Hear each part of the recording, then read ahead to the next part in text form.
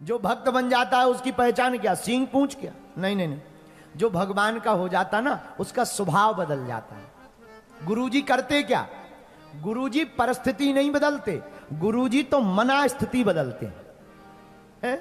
गुरुजी क्या करते? परिस्थिति नहीं बदलते, मना स्थिति बदलते हैं। गुरुजी के पास में ऐसा आई ड्रॉप होता है कि देखने का नजरिया बदल जाता है। जो कल तक बुरा नजरिया होता है वही दुनिया में अच्छा नजरिया आने लगता है।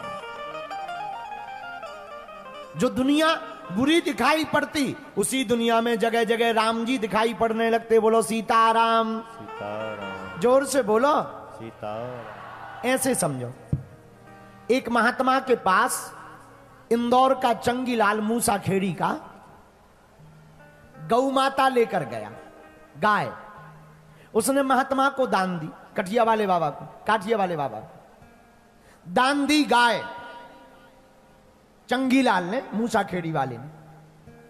महात्मा बड़े खुश भये, वाह वाह वाह, गौ माता आ गई, अब तो दूध निकलेगा, खीर बनेगी, रबड़ी मालपुआ, आ हा हा, आनंद आएगा, आनंद आएगा। जय हो भैया इंदौरी बाबू, राम राम, धन्यवाद धन्यवाद देते।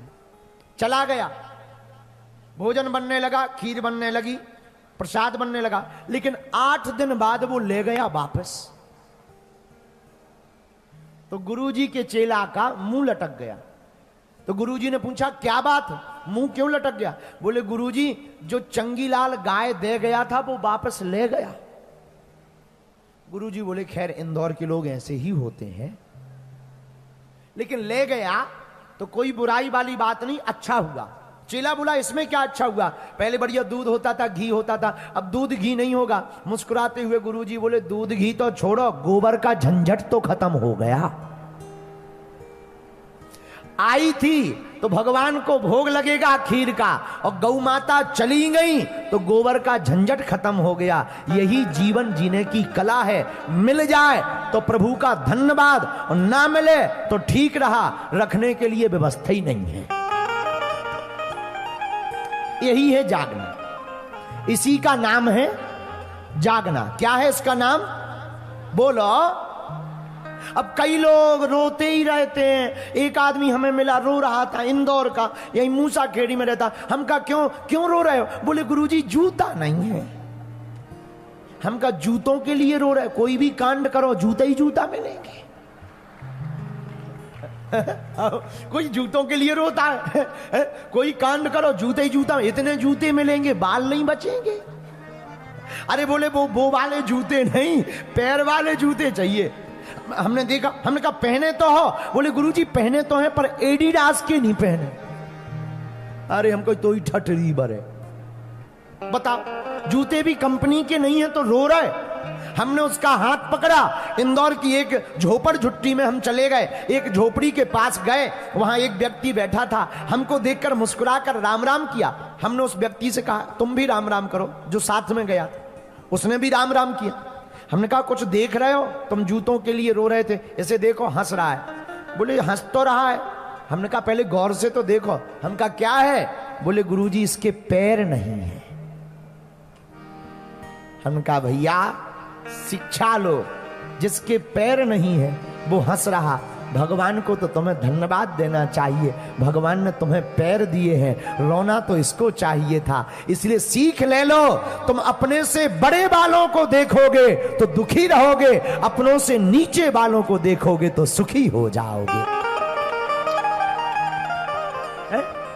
अपने से नीचे वालों को देखोगे तो सुखी हो जाओगे, अपने से ऊपर वालों को देखोगे तो दुखी हो जाओगे। अब तुम बड़े लोगों की अपनी बराबरी करो, फलाने के पास गाड़ी है, चार्टर्ड है, प्लेन है, हेलीकॉप्टर है, ठटरी के भरे उसने किया है सो है। तुम क्यों मरे जा रहे जल कर?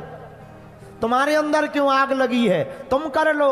अपने से नीचे वालों को देखो। इसी का नाम है जागना। क्या नाम है इसका? बोलो जागना। और जो जागता है वही ब्रह्म को पाता है। आहा हा। कल कथा में हमने सुनाया, भगवान प्रकट भय कहां? कारागृह में। देखो कितनी विचित्र बात। भगवान बंदी गृह में, जेल का एक नाम है बंदी गृह। बंदी गृह में भगवान प्रकट भय। देखो तो जो दुनिया का बंधन खोलता वो अपने भक्त के पास आने के लिए स्वयं बंदी गृह में प्रकट हो गए। भगवान का स्वभाव देखो, भगवान बंदी गृह में आए, 4 भुजाओं के रूप में आए, देवकी वसुदेव को पूरी बात बताई, हमको गोकुल में जाकर के रख दो। गोकुल में जाकर के रख दिया, वहां से यशोदा के यहां से कन्या को लेकर के आ गए, और कन्या को लेकर आए यशोदा के यहां से देवकी को दिया।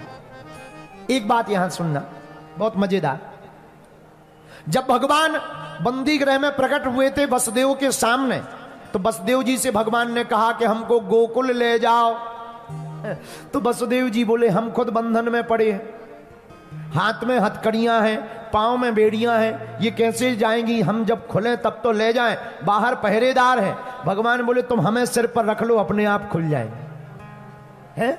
जहां भगवान को सिर पर रखा तो बंधन खुल गए, पहरेदार सो गए, राक्षस सो गए, निशाचर सो गए और देवता जाग गए। लेकिन जैसे ही भगवान को रखा और माया को लेकर के आए तो फिर बंधन में पड़ गए। बहुत अद्भुत सिद्धांत ये है कि तुम भगवान को अपने सिर पर रखोगे तो तुम बंधन से मुक्त हो जाओगे, माया को सिर पर रखोगे तो तुम बंधन में पड़ जाओगे।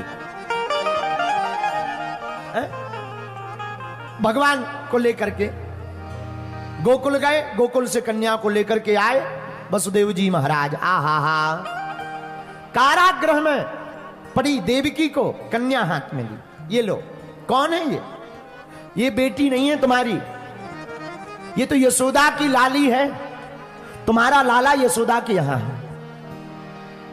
आंखों में आंसू भरकर देवकी कहती, अरे एक काम करो, इस बच्ची को बचा लेना, ये हमारी बच्ची नहीं है, ये यशोदा की बिटिया है, कहीं आतताई राजा कंस इसको मार ना दे, बचा लेना।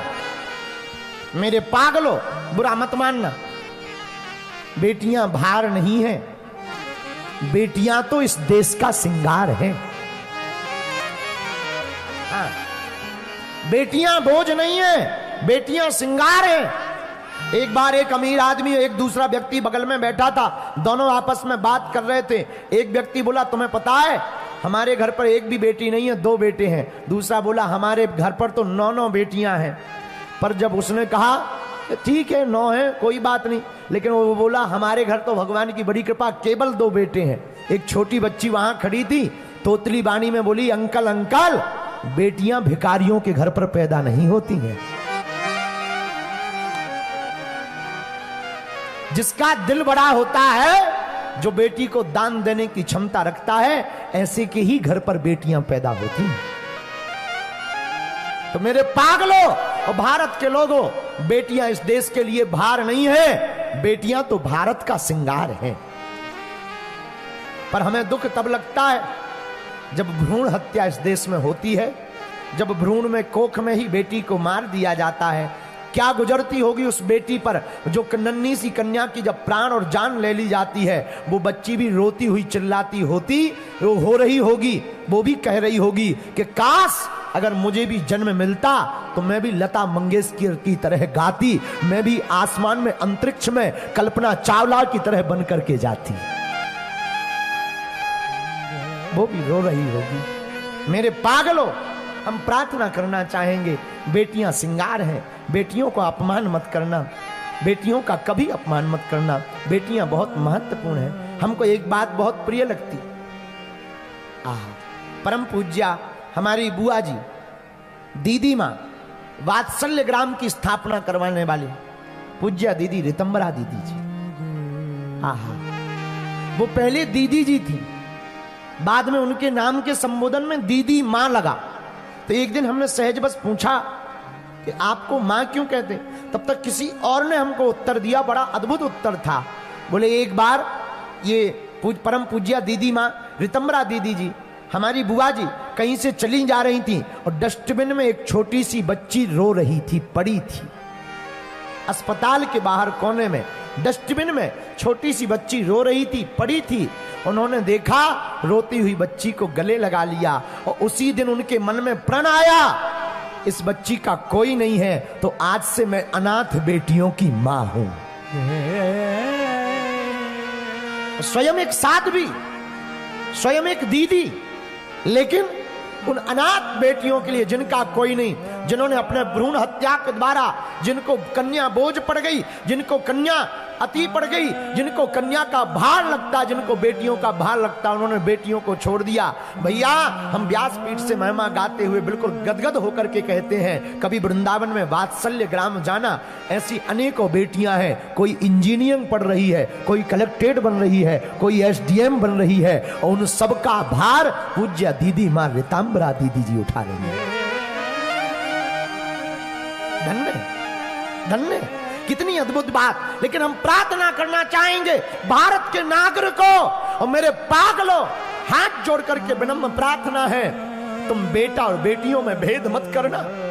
बेटा एक घड़ी 12 बजे रात को नहीं उठेगा, लेकिन बेटियां कितनी भी थकी हो, तुम दरवाजा खटखटाओगे सबसे पहले वो उठ करके खड़ी नजर आएगी। हम तो आंखों से देखते हैं, हम तो अनुभव वाले आदमी हैं, हमारे पास तो आती हैं बेटियां, विवाहित माताएं आती, बहनें आती, और वो जब चर्चा करती तो ससुराल पक्ष की तो चर्चा करती हैं, मायके के बारे में भी पूछती। गुरुजी और तो सब ठीक है, हमारे पिताजी बीमार रहते, बेटों को इतनी फिक्र नहीं है। बेटों को फिक्र होती भी है तो ससुराल की होती है ज्यादातर, पर बेटियों को दोनों पक्ष की फिक्र होती है।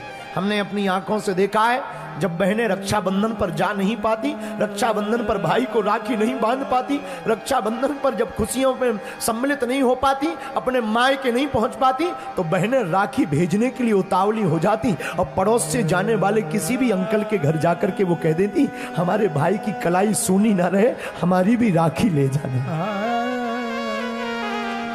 राखी भेज देती। बेटियां महान होती, भारत बेटियों से महान है, इसलिए हमारी प्रार्थना है कभी भी बेटियों को मत सताना, भ्रूण हत्या मत करना। हम लोग चांद पर पहुंच गए हैं, हम लोग डिजिटल हो रहे हैं, हम लोग 21वीं सदी में जी रहे हैं, लेकिन आज भी हमारे देश में बेटा और बेटियों में अंतर देखा जाता है। हम प्रार्थना करेंगे, बेटियां महान होती हैं, बेटियां महान होती हैं।